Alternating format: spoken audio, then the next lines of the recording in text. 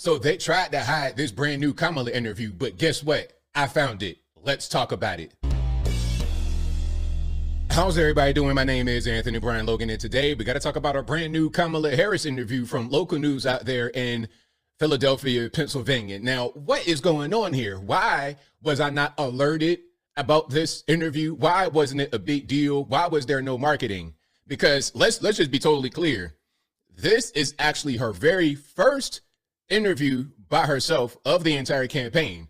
It's a pretty big deal. I mean, the first one with Tim Walz was a big deal. They did a lot of marketing and all kind of stuff, made it be a big thing. So why is this one being suppressed? I think we know the answer. I think we know why they don't want us to see this, but guess what?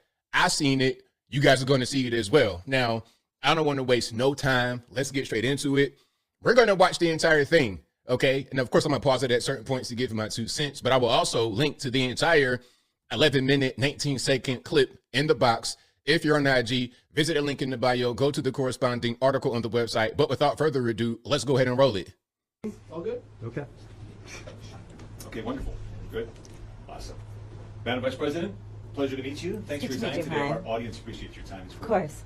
As you know, we're sitting here in a state and arguably in front of an audience that 54 days from now could decide the outcome of this presidential election. Yeah. You hear it more than I do. People want to know more about you and about your specific plans. At the debate the other night, you talked about creating an opportunity economy. I wonder if we could drill down on that a little bit. When we talk about bringing down prices and making life more affordable for people, what are one or two specific things you have in mind for that?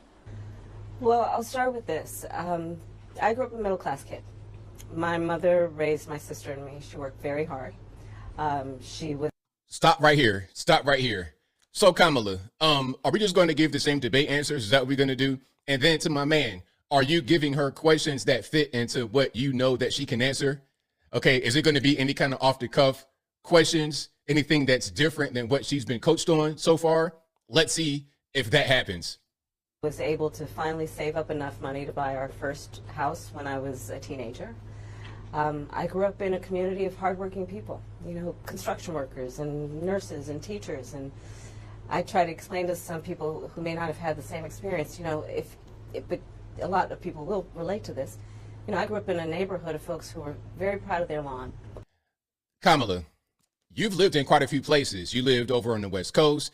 You lived in the Midwest. You lived in French Canada from age 12 to, what, 19, 20? So you're talking about middle school, high school, college for the first year before you went to the HBCU, Howard. So which community are we talking about? Were they all the same or were they different? You know, and I was raised to believe and to know that all people deserve dignity, and that we as Americans have a beautiful character. You know, we have ambitions and aspirations and dreams, but not everyone necessarily has access to the resources that can help them fuel those dreams and ambitions. So when I talk about building an opportunity economy, it is very much with the mind of investing in the ambitions and aspirations and the incredible work ethic of the American people, and creating opportunity for people, for example, to start a small business. My mother, you know, worked long hours, and our neighbor helped raise us. We used to call her, I still call her, our second mother. Now, I'm seeing this earring right here. I'm hearing rumors about this could be some type of, some kind of earpiece where she can hear. I don't know anything about that. I don't know anything about that, but I do see the same earring that she had on during the debate. Was this after the debate? Because she's in Philadelphia again for some reason. I don't really understand why, but let's keep on going. She was a small business owner. I love our small business owners. I learned who they are from my childhood, and she was a community leader. She hired locally. She mentored. Our small businesses are so much a part of the fabric of our communities, not to mention, really, I think, the backbone of America's economy.